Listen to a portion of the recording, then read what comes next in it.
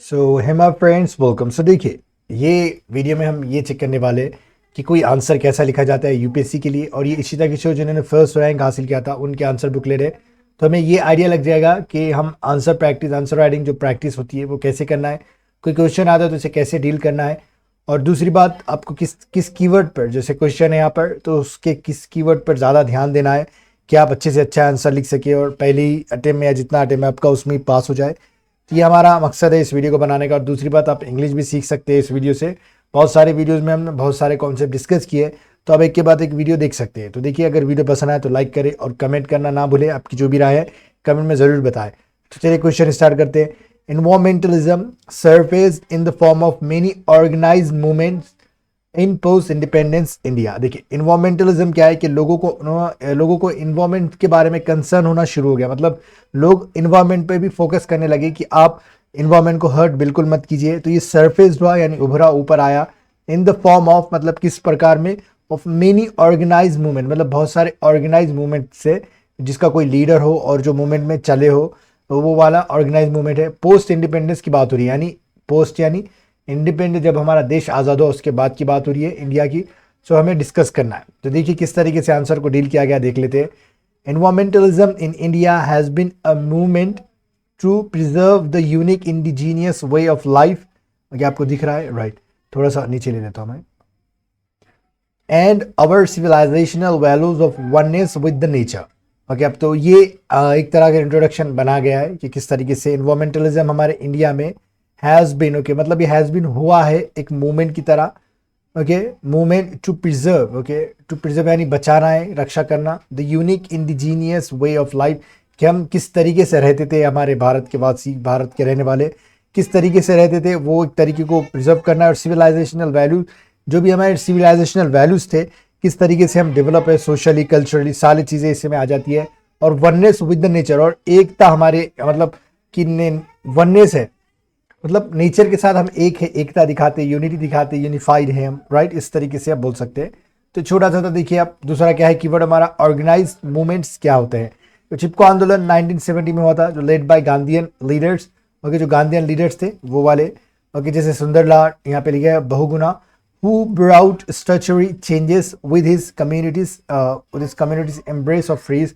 मतलब इन्होंने क्या किया था, जो ये चिपको आंदोलन था, उनकी वजह से क्या हुआ, स्ट्रक्चरल चेंजेस आए, मतलब जो कानून में कुछ बदलाव हुए, वो मान सकते हैं आप। विद हिज कम्युनिटीज, ओके, मतलब वो क्या करते हैं, एम्ब्रेस यानी ट्रीज को गले लगा देते, जब भी कोई ट्री को काटने आता था। तो वो वाली चीज़ आप कभी ना कभी ये चीज़ सुने होगे या देखे होगे या फिर पढ़े होगे। ओके, तो आपको समझ में आ जाएगा। जैसे environment impact, okay, assessment made compulsory, कि इन्वायरमेंट का क्या इम्पैक्ट होने वाला है, अगर हम एक ट्री काटते तो उसका क्या प्रभाव पड़ेगा, इम्पैक्ट क्या होगा, उसे असेस करना है, चेक करना है। तो ये कंपलसरी बना दिया गया है इस आंदोलन के बाद। ओके, जैसे एक यहाँ पे एग्जांपल दिया गया है कि भाई ये चीज़ हुई थी।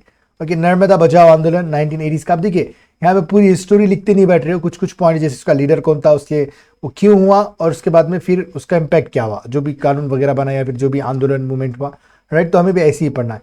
Lead by activist Medha Patkar to preserve, okay, right, preserve, ये to preserve nature and displacement of inhabitant. देखिए, तो यहाँ पे क्या ये एक्टिविस्ट थे मेधा पाटकर, तो इनका क्या था मकसद, ये नर्मदा बचाओ आंदोलन का, नेचर को प्रिजर्व करना और डिस्प्लेसमेंट ऑफ इनहेबिटेंट, जो भी रहवासी थे वो अगर इधर से उधर लेके जाते हैं तो उन्हें किस तरीके से प्रिजर्व करना है, किस तरीके से रक्षा उनकी करना है, ये वाली चीज़ें।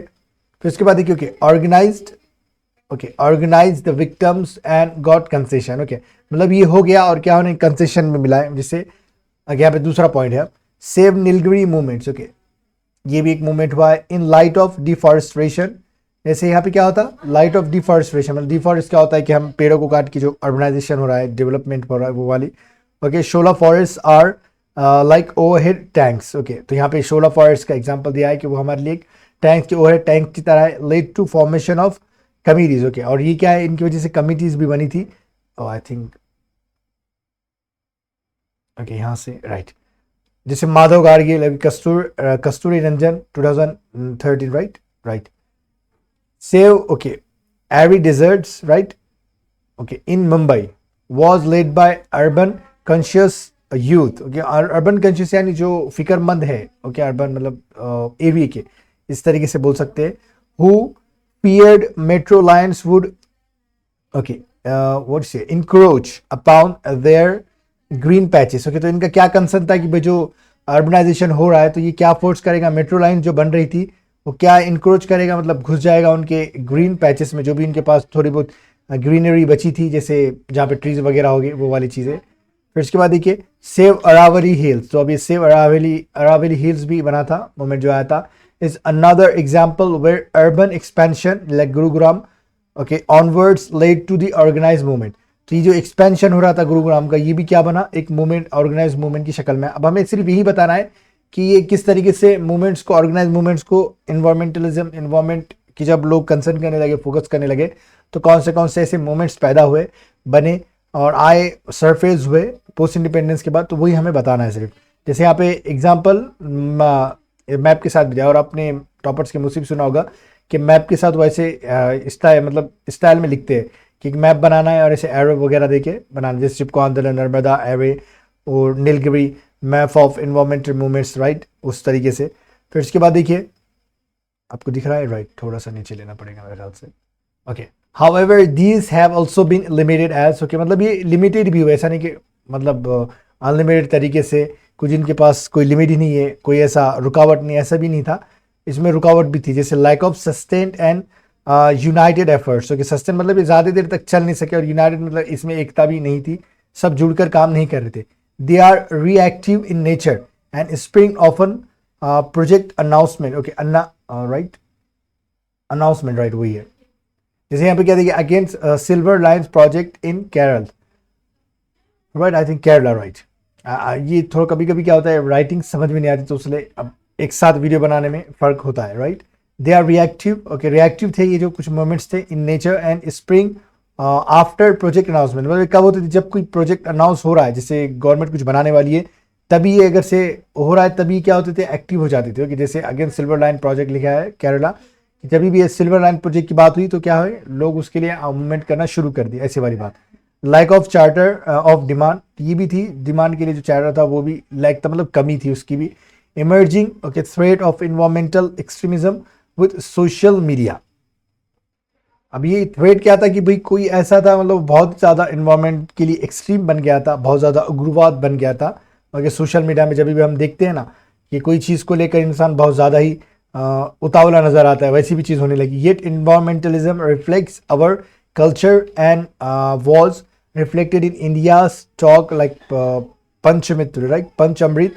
क्या इन्वायरमेंटल क्या रिफ्लेक्ट करता है, हमारे कल्चर को रिफ्लेक्ट करता है, और वैसा ये इंडिया की जो टॉक हुई थी पंचामृत कमिटमेंट्स में एट ग्लासगो COP26, यहाँ पे भी था the need of the hours.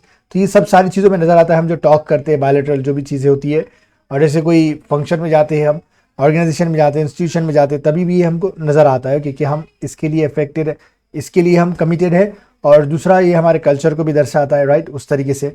The need of the our is, तो अब की क्या ज़रूरत है, अब अभी इस घंटे में, इस वक्त में हम क्या ज़रूरत है कि expand centre of scientific and environment. Okay, तो हमें क्या है, science and environment, centre of science and environment, मतलब कि माहौल को हम अच्छे से रक्षा कर पाए, उसका साइंटिफिक डेटा वगैरह कलेक्ट कर पाए, तो ये हमें एक्सपैंड करना होगा। यूनाइट स्पेरिडिक मूवमेंट्स, ओके, और जो भी छोटे छोटे मूवमेंट्स हैं इधर उधर जो बचे हुए हैं, छुटपुट मूवमेंट जो होते हैं, उन्हें एक साथ लाना है। Okay, industry, okay, academia, government, okay, and collaboration, right. Industry, academic, मतलब जो इंडस्ट्री और जो स्कूल्स है, जो भी कॉलेज है, वो एक साथ आए, गवर्नमेंट कोलैबोरेशन हो, इन सारों का कोलैबोरेशन होगा, तो लोगों को ये खबर होगी कि इंडस्ट्री क्या कर रहा है, स्कूल में क्या पढ़ाया जा रहा है, तो दोनों को हम लिंक कर सकते हैं, और गवर्नमेंट क्या कर रही है वो भी लिंक करके बहुत अच्छे से हम इन्वायरमेंट की रक्षा कर सकते हैं। कोई भी काम हो रहा है तो हम उन्हें बता सकते हैं कि भाई ऐसा ऐसा नहीं करना है, क्योंकि सबको अवेयरनेस आ जाएगी, राइट। तो ये छोटा सा वीडियो था। देखिए, अगर आपको वीडियो पसंद आया, कुछ मसला है, तो आप छोटा सा कमेंट कर सकते हैं, आपका कमेंट बड़ा वैल्यूबल है, कमेंट ज़रूर करें ताकि हमें इंस्पिरेशन मिले और आपके दिमाग में क्या चल रहा है ये भी हमें लगे। ओके, और लाइक करें, और दोस्तों के साथ आप शेयर भी कर सकते हैं आप चाहे तो। वीडियो देखने के लिए आपका बहुत बहुत शुक्रिया।